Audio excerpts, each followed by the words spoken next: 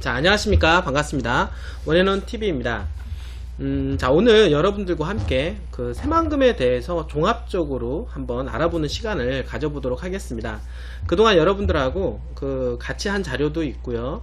이제 이런 자료를 통해서 좀 상세하게 다시 한번 새만금에 대해서 점검을 해보고, 그리고 새만금 과연 어느 곳이 돈이 될 것인가 라고 하는 이런 관점에서 다시 한번 찾아보도록 하겠습니다. 많은 분들이 그 새만금에 대한 관심도가 상당히 높아지고 있는 것 같습니다. 최근에 그 새만금 개발공사가 출범하면서부터 새만금에 대한 어떤 지가 상승 요인이라든지 크게 작용함으로 해서 새만금은 점점 더 투자하기가 힘들어지는 그런 곳으로 달려가고 있는 것 같습니다. 어떻게 보면은 늦었다라고 생각했을 때가 가장 또 빠르다라고 생각이 되기도 합니다. 특히 이 땅 같은 경우는 항상 지금 사는 시점이 가장 빠른 시점이다라고 생각하는 경우가 많이 있습니다. 그리고 향후 새만금이라고 하는 이 지역은 향후 10년, 20년, 그리고 30년 이상 어떤 개발 여건을 갖추고 있는 지역이기 때문에 계속적으로 꾸준하게 지가 상승 요인으로 작용할 것으로 예상이 됩니다.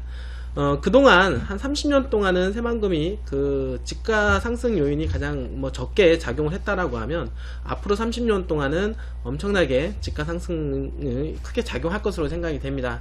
4차 산업혁명의 전진기지로서 새로운 문명이 벌어질 수 있을 것으로 예상이 되는 지역이기 때문에, 여태까지 보지 못한 그 스마트 도시, 많은 어떤 기술들이 포함이 된 4차 산업혁명군들이 일어날 수 있는 지역이면 틀림이 없다. 그리고 새로운 어떤 문명과 새로운 도시적인 형태가 나타날 수가 있는 지역이기 때문에 그 땅값도 그런 형태로 땅값도 많이 올라갈 것으로 예상이 되는 지역이다 라고 말씀을 드릴 수가 있겠습니다. 자, 오늘 여러분들하고 같이 한번 종합적으로 새만금에 대해서 한번 알아보는 시간을 가져보도록 하겠습니다. 자, 새만금에 대해서 이제 소개를 간단하게 하고요. 그리고 새만금 개발이 무엇이 있는지에 대해서 알아보시고, 새만금 투자가 성공하는 이유와 how, where, 어떻게, 어디에 투자를 해야 되는가에 대한 부분과, 그리고 만약에 이런 일이 있다라고 했을 경우에 새만금은 어떻게 될 것인가 뿐만 아니라 잼버리 대회와 그리고 새만금 개발공사가 설립이 됨으로 해서 새만금 지가 상승에 어떤 영향을 미칠 것인가, 마지막으로 결론을 맺어보도록 하겠습니다. 새만금은 1991년도 11월 16일날 착공을 해서 2010년도 드디어 4월 27일날 이제 준공을 하게 됩니다. 그리고 공사 비용은 한 2조 한 9천억원 정도 이제 들인 사업이라고 할 수가 있겠는데요. 2010년 8월 달에 세계 기네스 월드 레코드에 세계 최장 방조제로 등재가 되었습니다. 이걸 보더라도 세계에서 가장 긴 방조제로 33.9km나 됩니다. 그리고 한 19년 동안 공사를 하게 되었는데요. 한 1억 2,300 세제곱킬로미터 정도 매립이 되어 있다라고 보시면 되고, 방조제 건설로 육지로 변하는 면적이 여도 면적의 한 140회 정도 됩니다. 방금 전에 말씀드렸던 1억 2,300 평방킬로미터는 방조제 건설에 투입된 흙과 돌의 양이라고 할 수가 있겠습니다. 1991년도 새만금은 초기 구상안이 나오게 됩니다. 원래는 100% 농수산 중심 개발을 하기 위해서 이제 만들어진 이 새만금이라고 할 수가 있겠고, 농업 식량 생산기지로 조성을 하게 되었습니다. 그래서 2007년도 4월 달에 들어서 복합 개발 구상이 이제 농업용지가 72%, 그 다음에 비농업용지가 28% 이제 개발하기로 하게 됩니다. 2008년도 이제 10월 달에 들어서 농업용지 30%와 비농업용지 이제 70%로 개발하게 되었는데요. 그때까지만 해도 이 새만금은 이제 농업용지로 개발한다라고 하는 이미지가 있었기 때문에 새만금 주변에 어떤 개발에 대한 희망이라든지 이런 부분들은 크게 상존하지 않았다라고 볼 수가 있겠습니다. 점점점 이 새만금은 산업단지와 그리고 관광 내조도시로 이제 개발하는 그런 구상안을 갖게 되는데요. 2010년도 1월달에 명품 복합도시 개발을 이제 구상을 함으로 해서 새로운 문명을 여는 도시 동북아 경제중심지 조성하기로 진행을 하게 되었습니다. 2014년도 9월달에 들어서 투자 활성화를 위한 수요자 맞춤형 열린 계획으로 변경하였고, 글로벌 경제협력 거점 육성을 위한 경제협력특구를 조성하기로 약속을 합니다. 드디어 새만금은 식량 생산의 목적에서 동북아 물류 중심 도시, 경제도시로 사업 목적을 변경하게 되는 것입니다. 2007년도에 이제 보시게 되면은 그 새만금 내부 토지개발 기본 구상안을 발표하게 되는데요. 농지 72%, 산업 관광 등 비농지 28%를 정하게 됩니다. 그리고 이제 2008년도에 들어서 인수위에서 동북아 경제중심지로 개발계획을 이제 발표함으로 해서 새만금 사업추진기획단이 발족이 됩니다. 2009년도에 새만금 사업 촉진을 위한 특별법 개정안 국회에 의결되었으며 2010년도에 새만금 방조제가 준공이 됩니다. 2011년도 이제 3월에 들어서 새만금 종합개발계획 마스터 플랜이 이제 확정이 되는데요. 드디어 2012년도에 새만금 신항만 기공식이 치르게 됩니다. 2013년도에 새만금 개발청이 개청식을 갖게 되었는데 이렇게 됨으로 해서 이제 새만금은 2011년도에서 2013년도에 이제 이르러서 새만금은 이제 농지에서 이제 식량 어떤 자원을 개발하기 위한 어떤 목적보다는 관광과 그리고 산업 개발을 위해서 점점점 그 새만금의 어떤 이 개발에 대한 궤도 수정을 해 나가는 모습을 볼 수 있겠고, 그리고 2013년도 새만금 개발청사가 들어옴으로 해서 그리고 한중 경협특구 공동 추진 합의를 함으로 해서 새만금 방향으로 산업과 이제 관광 내조용지로 개발하는 방향성을 가지고 컨셉을 잡게 됩니다. 2014년도에 한중경협단지 조성 정식 의제로 채택을 하였으며 고군산군도 새만금 사업 지역으로 편입을 하게 됩니다. 2015년도에 한중 FTA 산업단지로 새만금을 단독 선정을 하고 새만금 동서도로 건설공사 이제 착공을 하게 되었습니다. 2016년도에 새만금 사업법 개정안 국회 통과를 이제 하게 됩니다. 그래서 국내 기업 최장 100년 동안 국공유지 임대를 허용을 하게 됩니다. 2017년도에 새만금 남북도로 건설공사 착공을 하였으며 2023년도 세계 잼버리대 개최지 선정을 하게 됩니다. 2018년도에 새만금 사업 개정안이 국회에 통과가 되었고 국무회 의결 그다음 개정안 공포를 통해서 그리고 새만금 개발공사 설립하기로 예정이 되게 됩니다. 그래서 2018년도 이제 9월달에 그 10월달 초에 이제 출범을 이제 하게 됐다라고 말씀을 드릴 수가 있겠습니다. 새만금은 이렇게 새만금 토지 이용 계획 항의를 보게 되게 되면 원래는 이제 농사의 목적으로 어떤 식량기지의 어떤 목적으로 쓰여졌던 이 새만금이 이 지도 이 새만금 토지 이용 계획도를 보시면 아시겠지만은 농지 면적이 30% 그리고 관광과 그리고 산업용지가 70% 정도로 해서 마스터 플랜이 바뀌었다라고 볼 수가 있겠습니다. 그렇게 되면서 이제 새만금이라고 하는 이 지역은 보시게 되면은 방금 전에 말씀드렸던 대로 새만금 도로 동서 1축과 그 다음에 2축 그리고 동서 3축 그리고 이 방조제기 남북 1축입니다.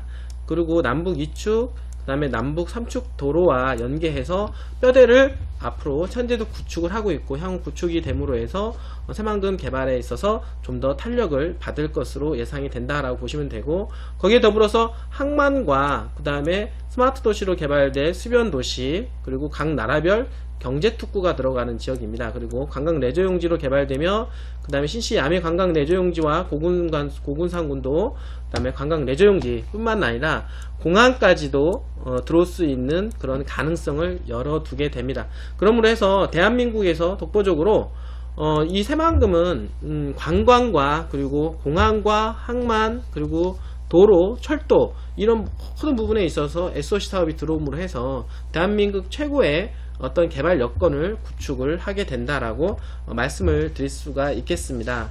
새만금은 기본계획 6대 용지로 배분을 하게 되는데요. 이제 보시면 알겠지만 관광 내조용지, 고군산군도, 신시야미, 새만금 지역 남쪽 일부가 관광 내조용지로 개발을 하게 됩니다. 이곳은 새만금 지역의 특성과 자원을 살린 대규모 관광, 복합관광 레저 공간으로 개발할 예정이며 해양테마 호텔, 스포츠 테마파크 체험형, 휴양형 관광지가 개발될 예정입니다. 국제협력용지로서는 새만금 신항만과 동서도로 기준 새만금 대하 철도 기준 남쪽 일대인데요. 산업과 물류, 지식, 기술 혁신, 국제협력 문화, 관광과 국제 업무 기능을 담당할 수 있게끔 복합적으로 개발할 예정입니다. 농생명용지는 만경강과 동진강을 사이에 둔 3섹션인데요. 이 전체 면적의 32% 정도 차지하며 대한민국의 미래농업을 선도할 농산업 클러스터를 육성을 할 것입니다.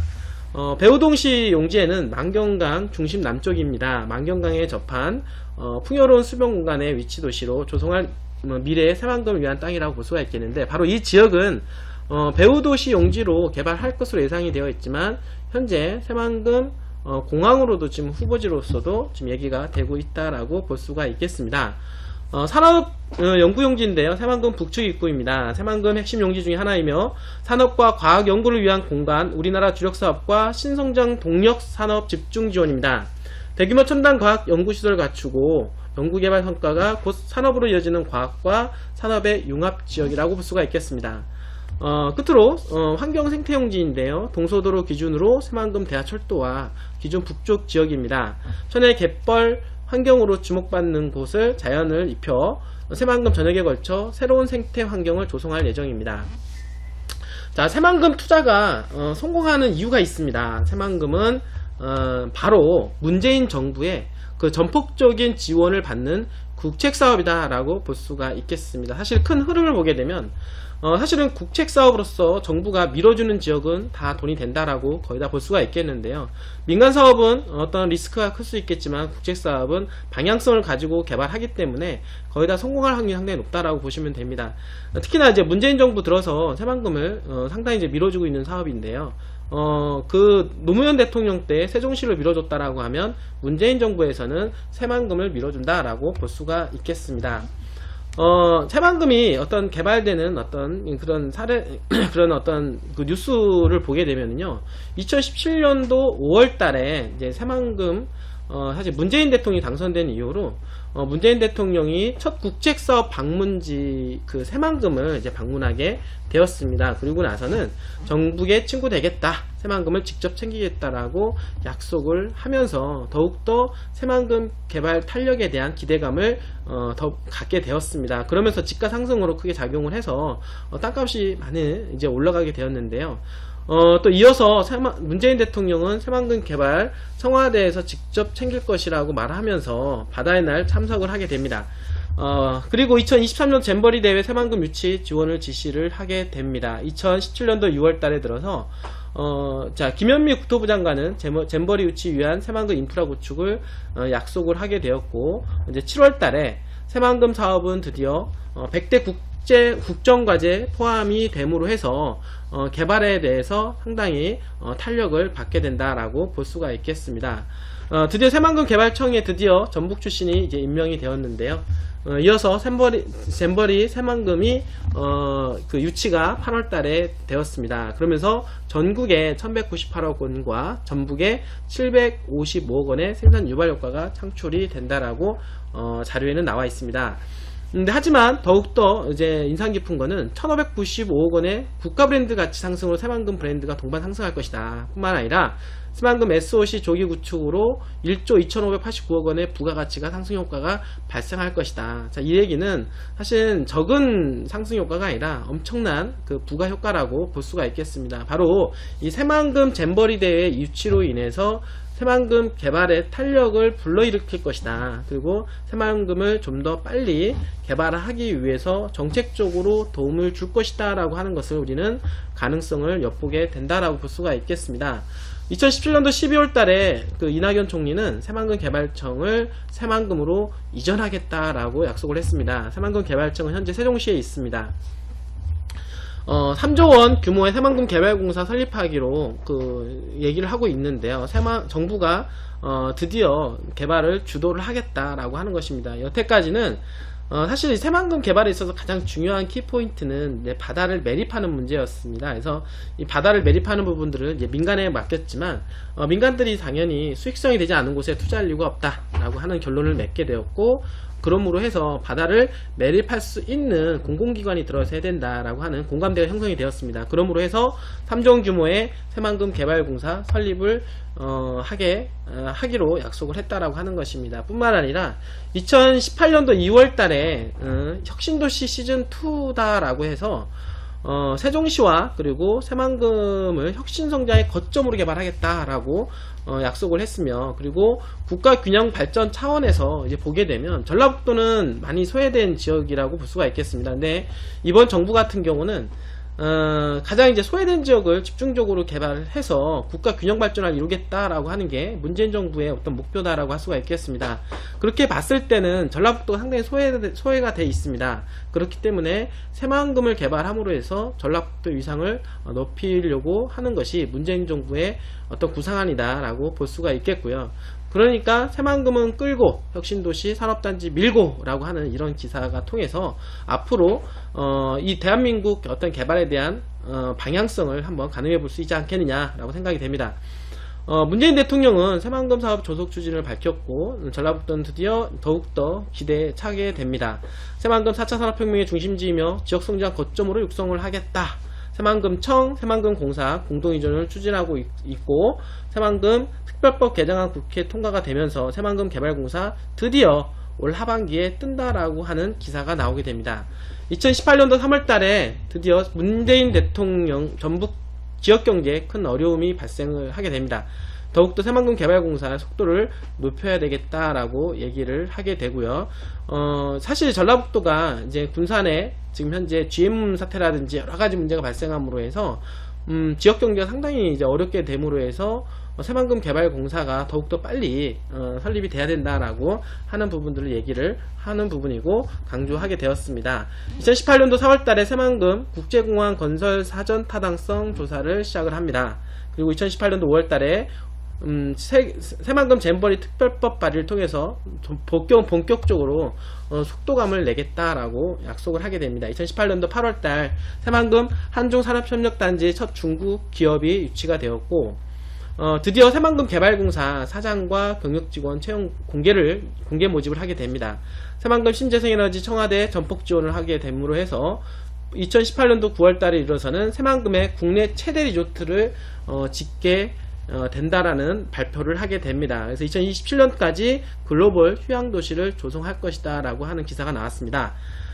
드디어 새만금 개발공사가 내달 출범한다라는 기사가 더불어서 드디어 새만금은 설립자본금 총 1조 1,500억 원 단계적으로 자본금을 3조 원까지 하게 됩니다. 정원 80명으로 시작을 해서 점점 사업 확대를 해 나갈 것으로 얘기가 되었습니다.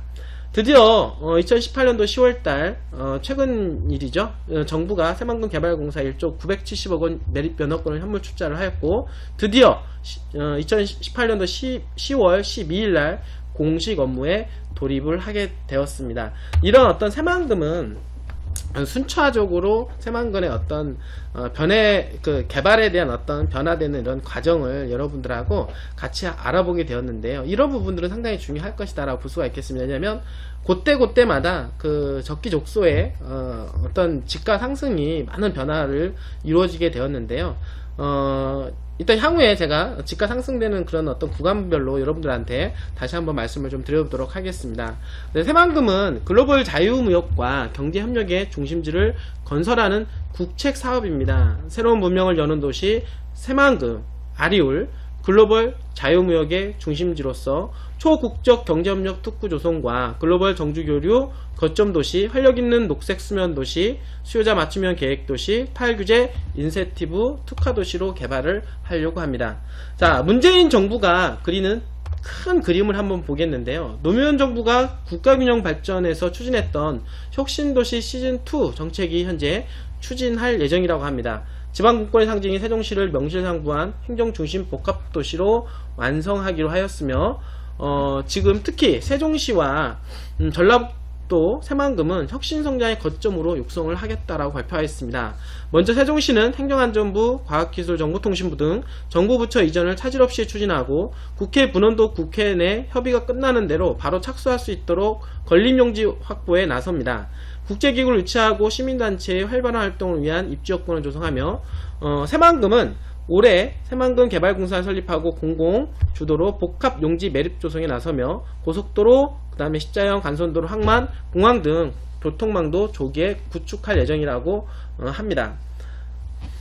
자, 그런 큰 그림을 보게 되면은요, 세종시는 지금 우리나라의 행정수도, 그리고 새만금은 바로 경제수도로 큰 그림을 그려볼 수가 있겠습니다. 자, 그렇다라고 하면 새만금을 세종시만큼 키우겠다라고 하는 뜻이 아닐까요? 부동산 시장에서 독보적인 세종시에 대한 그림을 먼저 그려보도록 하겠습니다. 세종시를 알면 이제는 새만금을 알 수가 있다. 자, 세종시는 노무현 대통령의 상징적인 의미를 가지고 있다라고 하면 새만금은 바로 문재인 대통령의 상징적인 의미가 될 것이다 라고 하는 것이기 때문에 세종시를 보게 되면 새만금을 알 수 있지 않을까, 이렇게 여러분들한테 말씀을 드릴 수가 있겠습니다. 뿐만 아니라 새만금은 이제는 새만금 개발공사가 들어옴으로 해서 어떤 정치적인 어떤 흔들림이 있을 수가 없다. 그 새만금 개발공사가 자체적으로 개발할 수 있는 여건을 갖추게 되었다라고 볼 수가 있겠습니다. 자, 이 세종시에 대해서 한번 나온 기사를 보게 되면은요, 2018년 4월 27일 머니투데이 브레이크 없는 세종시 부동산 침체가 뭔가요? 연합뉴스 2018년도 5월 30일 자료에 보면 세종시 공시지가 9.06% 상승, 전국 평균 높더라.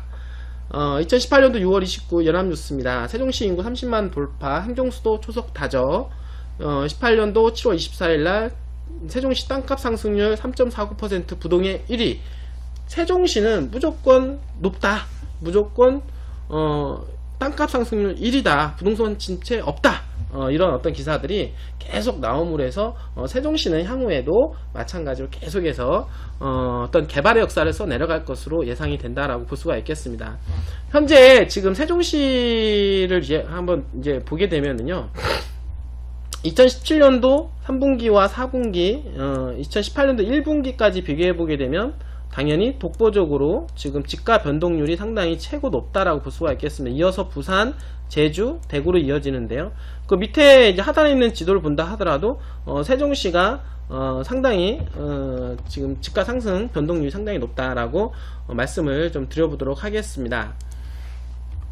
지금 앞으로는 어떻게 될까요? 2045년도 시도별 총 인구 증감과 2045년 시도별 생산 기능 인구 증감을 분석한 결과 생산 기능 인구가 2045년까지 증가하는 곳은 전국에서 세종시가 유일하다라고 하는 부분인데요. 지금 보시면 알겠지만은 세종시와 제주도는 시도별 생산 가능 인구 15세에서 60세 요 나이대 인구가 가장 많이 늘어날 것으로 보이고, 그리고 향후에 지금 여기 보면은 장래에 인구가 늘어날 지역 하니까 경기도하고 그 다음에 이어서 세종시라고 볼 수가 있겠습니다. 그 얘기는 뭐냐면 세종시는 앞으로 엄청나게 2045년도까지 생산인구가 늘어날 뿐만 아니라 인구 자체가 늘어남으로 해서 세종시는 지금도 많이 성장을 하고 있지만 향후 더욱더 큰 성장성을 볼 수가 있겠다라고 볼 수가 있겠습니다.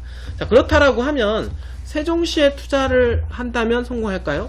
가격이 만만치 않습니다. 자금이 빵빵한 남 이야기라면 여러분들은 내가 가진 돈이 있다라고 하면 안전하고 확실하게 성공할 수 있는 곳이 과연 어디 있을까요? 세종시와 어깨를 겨룰 바로 새만금이라고 말씀을 드릴 수가 있겠습니다. 세종시 계획인구 50만입니다. 그렇지만 새만금 계획인구는 76만입니다. 지금 현재 그 교통망을 본다 하더라도 지금 세종시 같은 경우는 지금 현재 그 보시면 세종시는 오송역과 그 세종역 현재 검토 중이긴 하지만 고속철도 역사가 들어가고 있고요. 그리고 일반 철도에는 조천역과 부강역이 인접해 있습니다. 근처에는 이제 청주공항이 있는데 새만금을 이제 보게 되면 고속철도는 익산역과 그 다음에 호남선 그 KTX 정읍 역사가 있습니다. 현재 김제 쪽에 혁신도시역을 현재 검토 중에 있고요. 그리고 일반 철도로는 장항선, 호남선, 신태인, 새만금 인이철도, 군장 산업 인이철도 등 여러가지 철도 계획이 많이 잡혀 있다라는 것. 그리고 뿐만 아니라 국제공항으로는 바로 새만금 내 새만금 국제공항까지 이제 설립할 것으로 예상이 된다. 이런 것만 보더라도 세종시보다는 앞으로 새만금이 더욱더 개발될 가능성이 상당히 높지 않을까, 여러분들한테 말씀을 좀 드려보도록 하겠습니다. 새만금 배후 지역의 신설 또는 예상되는 철도 노선 살펴보게 되면은요, 이런 부분도 상당히 중요할 수 있다라고 볼 수가 있겠는데, 방금 전에 얘기했던 대로 요 부분은 호남선 고속철도입니다. 이번에 익산역과 현재 정읍역이 있긴 하지만 순동 삼거리 일대의 혁신도시역이 현재 검토 중에 있다, 이렇게 봄으로 해서 각 지자체별로, 그러니까 관련되어 있는 군산과 김제와 그 다음에 부안, 정읍 관련된 요 지역에 KTX를 정차함으로 해서 남북 1축 도로와 그 다음에 동서 1축 도로와 동서 2축, 그 다음에 동서 3축 도로와 연계해서 철도망까지 구축하려고 좀 예상하지 않느냐, 이런 어떤 생각을 한번 해보게 됩니다. 그러므로 해서 지금 호남 고속철도 역사 3개가 들어가고, 그리고 일반 철도 뿐만 아니라 그 다음에 동서 1, 2, 3축, 남북 1, 2, 3축, 그 다음에 항만, 공항까지 이르게 되는 모든 SOC가 집중이 되는 그런 새만금이 될 것으로 예상이 된다라고 볼 수가 있겠습니다. 지금 여기 도로망을 보게 되면은요, 지금 세종시까지 연결되는 교통망을 보게 되면 경부고속도로, 제2경부고속도로, 당직 영동권 고속도로가 있고요. 그 다음에 국도 1호선, 36호선 세종시 순환도로와 이렇게 교통망이 구축이 되어 있습니다. 하지만 새만금은 세안고속도로와 호남고속도로, 새만금 전주간고속도로가 예정이 되어 있습니다. 그리고 각종 국도와 그 다음에 동서 1, 2, 3축, 남북 1, 2, 3축 격자망 도로가 현재 건설 중에 있다라고 보시면 되고, 국제 항만은 당연히 신항만이 현재 공사 중에 있다. 이런 것만 보더라도 앞으로 새만금에 대한 교통망이 더욱더 좋아질 것으로 예상이 됩니다. 뿐만 아니라 이런 것들이 SOC 사업들이 많이 들어오게 되면 기본적으로 많은 이제 민간 기업들이 들어갈 가능성이 상당히 높다. 지금은 이제 민간 기업들이 많이 들어오지 못합니다. 왜 그러냐면 아직 뼈대가 구축이 되지 않았기 때문에 그렇습니다. 이제는 뼈대가 구축이 된다라고 하면 새만금에 들어갈 수 있는 기업들이 많이 들어올 것으로 예상이 됩니다. 새만금 개발공사가 들어옴으로 해서 뼈대를 구축을 하고, 앞으로 향후 잼버리 대회가 끝난 이후에는 많은 민간 기업들이 참여할 것으로 예상이 된다라고 이제 볼 수가 있겠습니다. 자, 새만금은 관광 레저 자원이 이제 풍부합니다. 신시 아미도 관광 레저 용지와 변산 반도 국립공원과 그리고 고군산군도, 정말 고군산군도는요 10개의 유인도와 47개의 무인도로 이루어진 섬의 군락이자 자연의 창조해낸 수려한 경관을 자랑하는 천혜의 해상관광공원이라고 할 수 있겠습니다. 이런 지역들이 관광자원을 활용을 해서 관광 레저를 활성화시키겠다라고 하는 것이 또 하나의 새만금의 메리트가 되지 않겠느냐라고 볼 수가 있겠습니다. 자, 새만금 투자가 성공한다라는 확실한 증거가 있는데요. 이제 보게 되면 중국을 보게 되면 중국의 정치중심 베이징과 중국 경제중심 상하이 부동산 가격을 한번 비교 한번 해보도록 하겠습니다. 이 부분을 비교하는 이유가 우리나라의 세종시와 그리고 우리나라의 새만금을 비교하기에 앞서서 이제 중국을 한번 살펴볼 텐데요.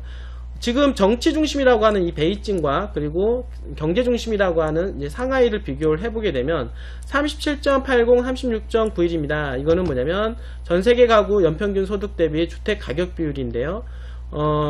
지금 집 한 채 장면하기 위해서 1년 동안 소득을 한 푼도 쓰지 않고 걸리는 시간이라고 할 수가 있겠습니다. 즉 베이징과 거의 상하이 같은 경우는 1년 소득을 한 푼도 쓰지 않고 한 37년에서 한 36년 정도가 걸려야 집을 장만할 수가 있다라고 하는 데이터가 나온다라고 볼 수가 있겠습니다. 거의 비슷하죠, 이 부분들은.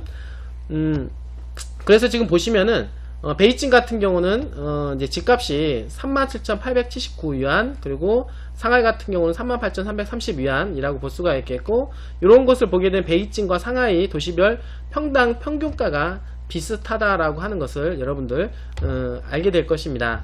자, 베이징과 상하이 사례로 알 수 있듯이 새만금 또한 최소한 세종시 수준까지 부동산 가격이 상승할 것으로 예상이 된다라고 볼 수가 있겠습니다. 자, 새만금 여러분들 투자해야 되는 이유가 있습니다. 도로망, 철도, 한중 경제 협력 강화가 이루어지고 있는 가운데 국토 균형 발전의 핵심 거점 도시며 국제 도시가 들어오고 국제공항, 항만, 그리고 4차 산업혁명의 전진기지가 되는 곳입니다. 여러분들 투자에 머뭇거리고 계십니까? 그렇다라고 하면 새만금은 어떻게 투자해야 되고 그 다음에 어느 곳에 투자를 해야 될까요? 제가 여러분들한테 추천해드리고 있는 지역이 있는데요. 새만금 개발에 따른 직접적인 영향을 받는 배후 지역이 부안, 김제, 분산, 정읍, 신태인 이 지역이라고 할 수가 있겠습니다. 이 지역은 새만금 도시가 개발됨으로 해서 직접적인 배후 도시로서 개발 가능성이 있고, 그리고 새만금 개발에 따른 인구 유입 효과에 따른 어떤 수혜 지역이라고 할 수가 있다라고 여러분들한테 말씀을 드릴 수가 있겠습니다. 자, 군산을 보게 되면 항상 여러분들한테 말씀을 드리는 거는 도시지역에 투자를 해라 라고 말씀을 드립니다. 왜냐하면 여태까지 사례를 본다 하더라도 개발지역에 개발이 됐을 때는 도시지역에 있는 땅값이 먼저 상승하는 효과가 발생한다.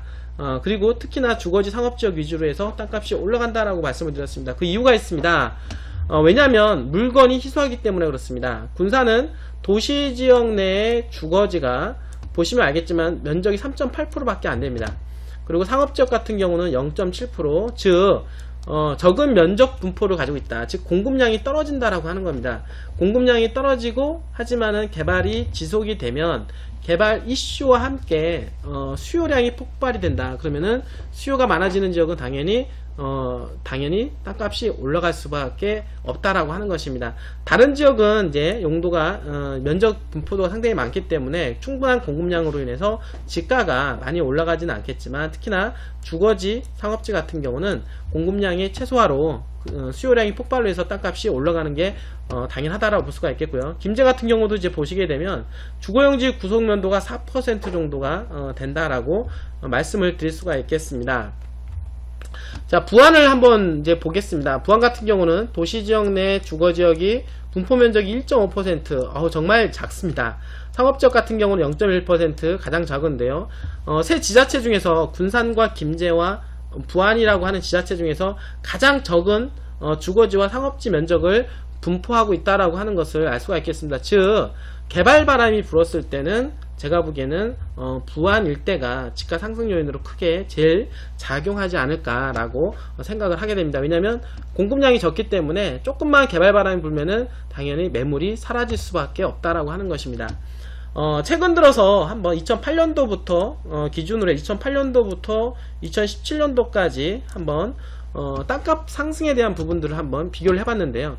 도시지역과 이제 비도시지역 을 기준으로 해서 제가 분석을 해보게 되었습니다. 여기 지금 보시게 되면 비도시지역 평균 거래가 예상 추세선이고, 위쪽에서 이제 보시게 되면 도시지역 평당 평균가 예상 추세선입니다. 지금 보시면 알겠지만 그 비도시지역권 같은 경우는 2008년도부터 2017년도까지 가격 상승 효과와 거래량 자체가 많이 없다라는 것을 볼 수가 있겠는데요.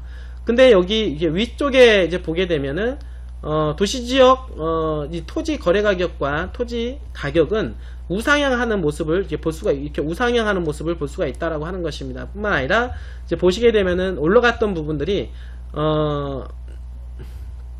이제 땅값을 올라가는 이제 지역을 여러분들 한번 이제 보시게 되면은 요 지역이 이제 가장 많이 올라갔고, 그 다음에 요 지역을 중심으로 해서 또 상승 추세에 들어왔다라고 하는 것입니다. 요 지역은 바로 새만금 개발 청사가 이제 설립이 된 부분이고, 새만금 마스터 플랜이 완성이 되었을 때, 즉 농지 면적이 70%, 그 다음에 산업단지와 관광레저용지 30% 개발될 것을 이제 반대로 뒤집은 케이스가 된 겁니다. 그래서 관광레저가 70%, 산업단지, 그 다음에 30% 농업용지로 개발하기로 전반적인 새만금 마스터 플랜을 바꿈으로 해서 새만금은 이제는 앞으로 크게 경제 중심 도시로 개발할 가능성이 높게 평가가 되면서 땅값이 급상승한 사례들이 있고, 새만금 개발 청사 설립 이후로 계속해서 땅값이 올라가는 모습과 함께 문재인 대통령이 당선된 이후로는 가격적인 탄력까지, 상승 탄력까지 이르게 되었다라고 여러분들한테 말씀을 드릴 수가 있겠습니다.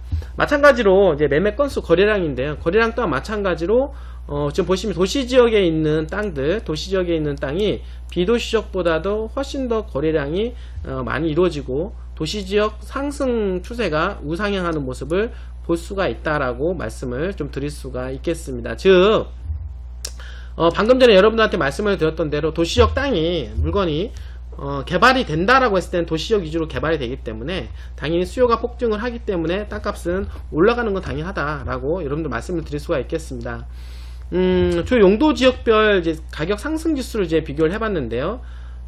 상승 지수는 2018년도, 그러니까 2008년도 기준 2017년도 이제 가격 상승분을 보게 되니까 일반 상업지역이 2.5배, 그 다음에 2종 2.47배, 1종 2.23배, 계획관리지역 1.52배, 1.25배, 그러니까 농림지역 같은 경우는 거의 오르지가 않았다라고 하는 것입니다. 여기서 보시면 아시겠지만 일반 상업지역, 그러니까 상업지역과 주거지역이 전반적으로 가격 상승률이 상당히 높았다라고 말씀을 드릴 수가 있겠고, 뿐만 아니라 향후에도 개발이 되게 된다라고 하면 용도가 있는 주거지 상업지역이 땅값이 더 많이 올라갈 것으로 예상이 된다라고 볼 수가 있겠습니다.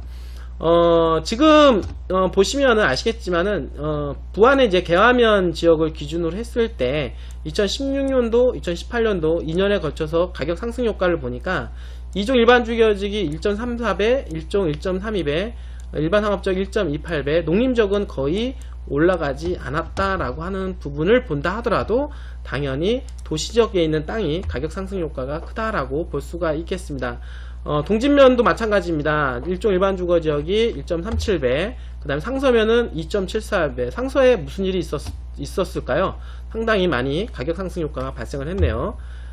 그리고 그 정읍에 이제 신태현 지역이라고 있는데, 신태현 지역은 동서 3축 지역에 해당이 됩니다. 동서 3축 도로와 연계된 정읍의 그 신태인읍이라고 할 수가 있겠는데, 신태인읍 또한 마찬가지로 부안하고 조금 멀리 떨어져 있지만은 상당히 많이 가격이 올라간 사례를 볼 수가 있겠습니다. 1종이 무려 3.37배, 2종이 2.5배, 그 다음 계획관리 1.96배. 이거는 뭐냐면 가격이 싸기 때문에, 싼 거는 더욱더 바람이 불면 더욱더 가격 상승 효과가 크다라고 말씀을 드릴 수가 있겠습니다.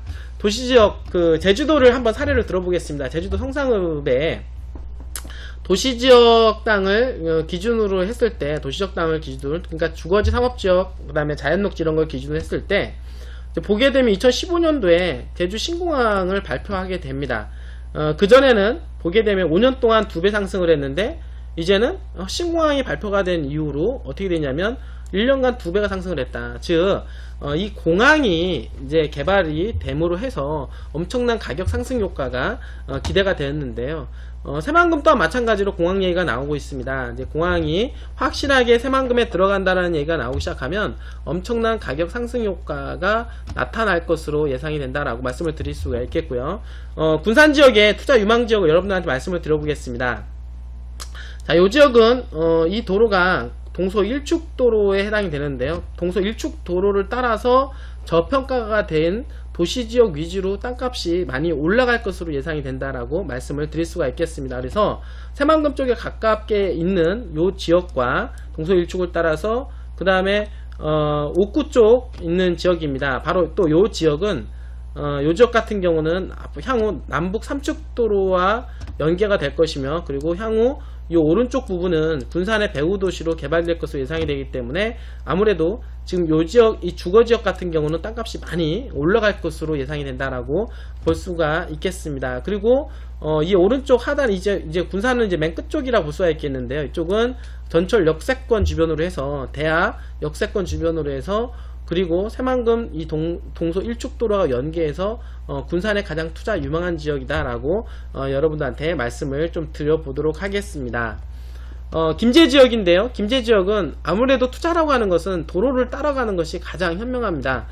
지금 김제 같은 경우도 지금 이 동서 2축 도로인 새만금 전주간 고속도로가 들어가게 되는데요. 들어갔을 경우에 분기점과 이 지역은 남북 2축 도로와 남북 3축 도로와 이제는 만나게 되는 부분이고, 향후에 요 일대에 IC가 들어갈 것으로 예상이 됩니다. 그렇게 됐을 때 새만금하고 가장 인접해 있는 주거지역은 바로 만경읍이다. 이제 만경읍일 때는 이 저수지를 끼고 있고, 그리고 바로 이 위쪽에는 명품 도시 또는 새만금 국제공항까지도 얘기가 되고 있는 지역이기 때문에 가장 수혜지로 떠오를 수 있는 가능성이 높다라고 볼 수가 있겠고, 뿐만 아니라 김제 시내권에서 바로 위쪽에 바로 이 IC가 들어올 예상이 되는 지역, 바로 인접해 있는 자연녹지라든지 주거지역 위주로 해서 매기가 돌 수 있는 가능성이 상당히 높다. 여러분들한테 말씀을 좀 드리도록 하겠습니다.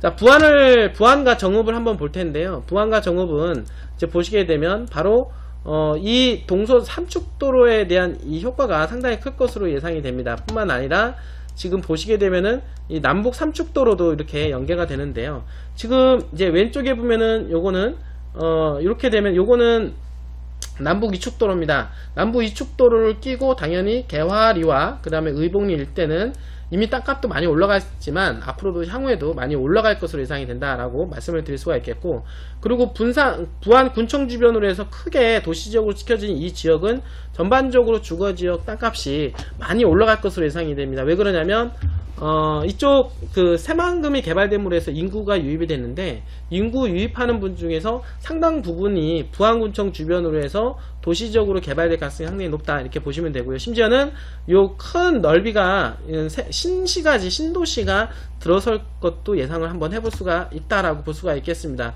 거기에서 당연히 남북 삼축도로까지 연계가 되기 때문에 남북 삼북축도로와 연계되게 있는 근처에 있는 도시지역과 그 다음에 봉황리권, 그 다음에 부안군청 주변 일대에 있는 도시지역 전반적으로 다 수혜를 볼 수가 있는 것이다 라고 볼 수가 있겠고, 그 다음 밑에가 이제 상서인데요. 상서 또한 마찬가지 새만금하고 진입하는 여건이 상당히 좋고, 그 다음에 부안군과 바로 연계가 되는 소도시로 개발될 수 있는 가능성이 상당히 높다라고 볼 수가 있겠습니다.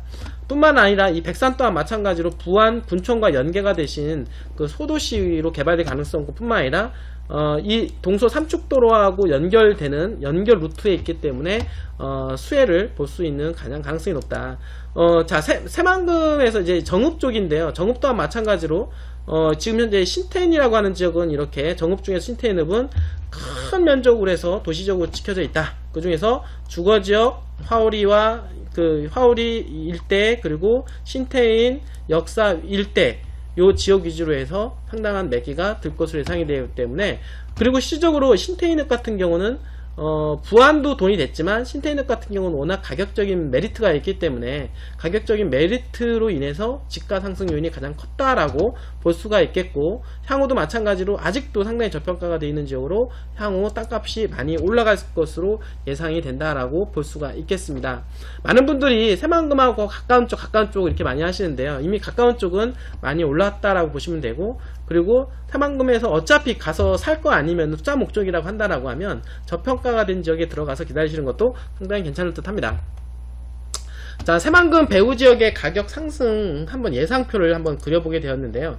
2008년도부터 2017년도까지 어떤 가격 그래프 형상을 보였느냐, 방금 전에도 말씀을 드렸던 대로 이렇게 가격이 올라가는 게 새만금 마스터 플랜이 농업용지가 70%였던 것이 30% 바뀌고, 관광과 산업용지가 30%에서 70% 바뀌면서 새만금의 미래상이 완전히 바뀌었기 때문에 그로 인해서 기대가치로 땅값이 폭등한 사례가 있습니다. 그리고 나서 한층을 조정을 받고 난 다음에 새만금 개발청사가 설립이 됨으로 해서 지속적인 가격 상승 효과가 발생을 했다. 그리고 나서 문재인 대통령이 개발되고 나서 한층 더 가격 상승 탄력을 보게 되었는데요.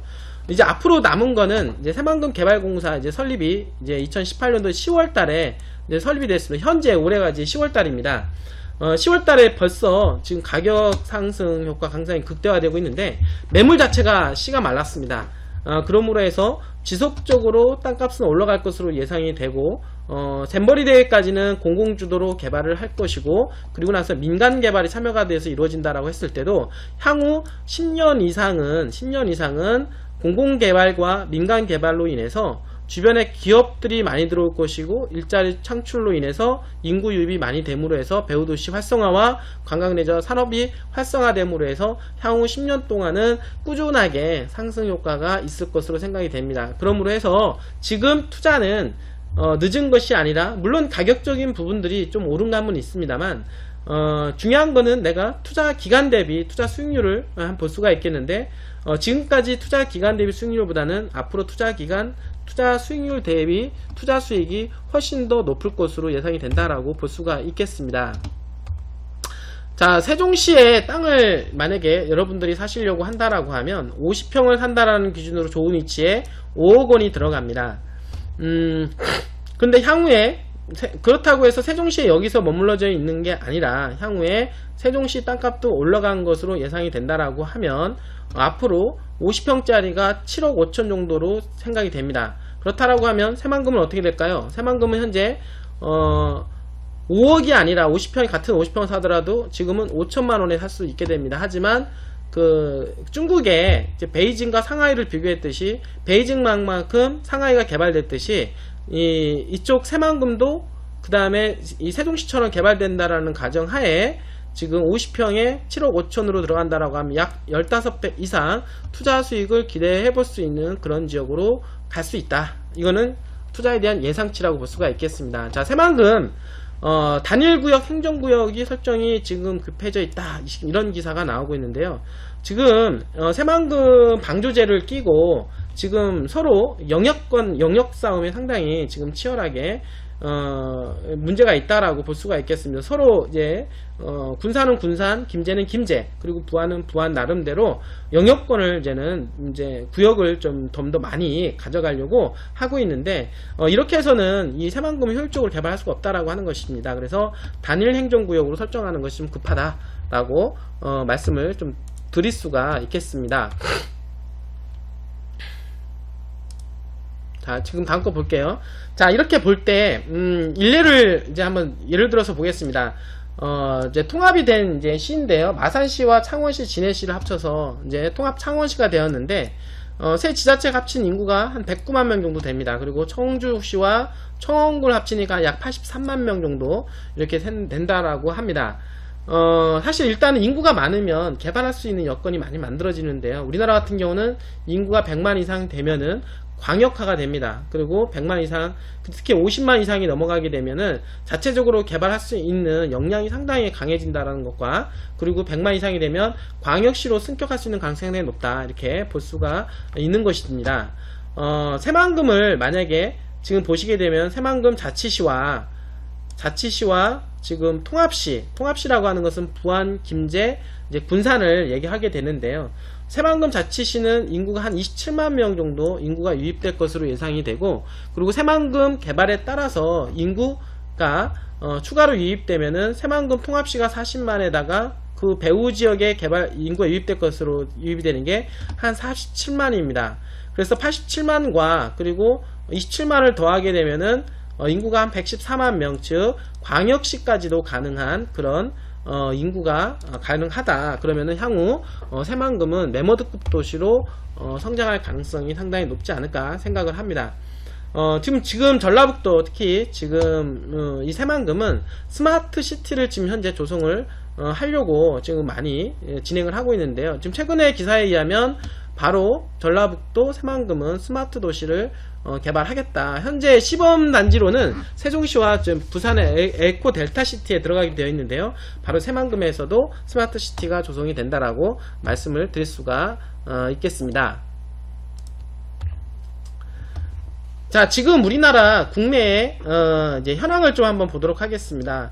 국내 현황을 보게 되면 정말 금융위기 이후 고용지표 최악, 취업자 5개월 연속 10만 명대, 실업자 수가 6개월째 100만 명, 이런 기사, 이 우울한 기사들이 막 나오고 있는데요. 2018년도 7월 26일자 보게 되면 대기업의 투자 구원을 요청을 김동연 그 경제부총리는 하게 됩니다. 그리고 이제 일자리가 점점 사라지고 있는 외환위기 이후에 가장 최악으로 치닫는 그런 대한민국의 현실 실정을 이제 보게 되는데요. 그러면서 이제 문재인 대통령이 2018년도 7월 달에 이제 이종 부회장을 이제 만나게 되면서 국내 일자리에 대해서 더 많이 좀 신경을 써달라라고 이제 부탁을 하게 됩니다. 그리고 나서 김동연과 삼성 이재용은 2018년도 8월 6일날 이제 만나게 되었는데요. 그리고 나서 혁신성장과 일자리 창출을 논의하게 됩니다. 그리고 나서 이제 삼성은 일자리 계획에 대한, 그리고 우리 국내 개발 투자에 대한 부분들을 이제 발표를 하게 되었습니다.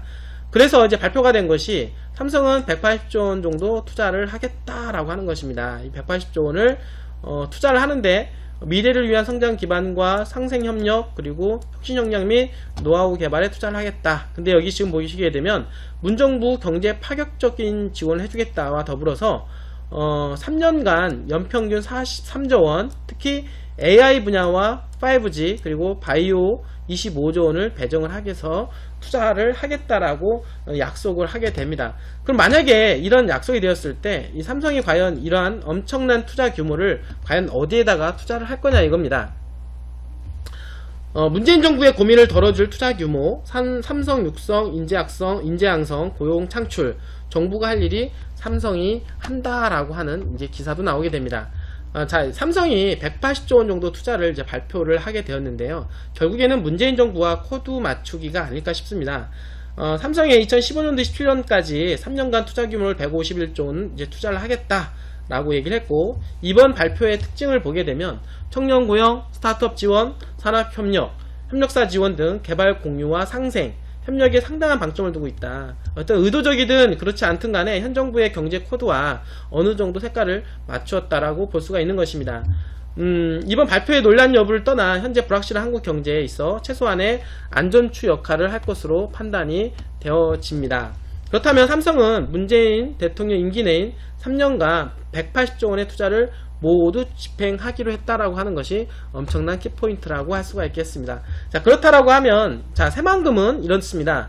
4차 산업혁명의 중심지와 그 다음에 그 지역성장 거점으로 육성을 하겠다라고 얘기를 했고, 삼성은 3년간 180조 원 투자하는데 4만 명을 고용을 하겠다. 지금 보시게 되면 바로 4차 산업혁명의 전진기지를 개발을 하고, 삼성은 반도체 정보통신기술과 디스플레이 기술을 자동차에 확대 적용을 하겠다라고 한 부분이라고 하는 것입니다. 이런 것을 비교했을 때 바로 삼성이 정부의 코드에 맞춰서 바로 새만금에 직접 무언가가 관여가 되지 않을까라고 하는 조심스러운 예측을 해보게 된다라고 하는 것입니다.